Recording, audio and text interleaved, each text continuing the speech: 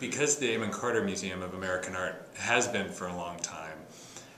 led at its board level by its founder, we're in a situation where we're trying to understand how not only to motivate a succession plan that builds on the tremendous legacy of our founder, but also how we begin to set, with a different kind of leadership, a different kind of governance, how we can begin setting systems in place so that the director really is making the crucial decisions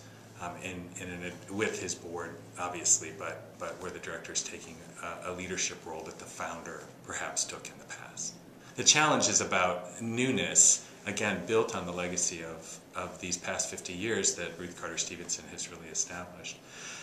And the fun part is you know, I'm getting to know my board well, perhaps better than other directors have in the past, because we're really thinking together about what the board's role will be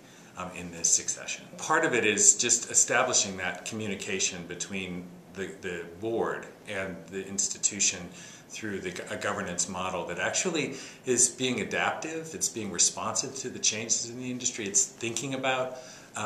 the opportunities that exist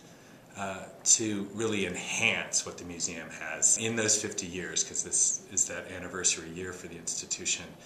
An idea of a very powerful, but not necessarily an institutionally savvy man, has grown into a major institution of American art in this country. And that's remarkable. So you want to take that resource and build it forward. And I think where we are, aside from getting great shows and continuing to acquire masterworks of American art for our audiences to enjoy, to continue to be a leader in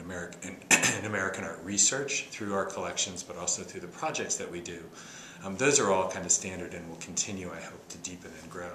But I think we're trying to be much more intentional and aware of what our audience needs are. And that is not only programmatically, whether it's through an education program or a wealth of education programs, but it's also really beginning to think about a new model for engagement with our donors and our key stakeholders, whether it's through membership or through other associations with the museum, to think about that relationship as a relationship that's long-term and needs to be sustained and stewarded. And that's just something that the museum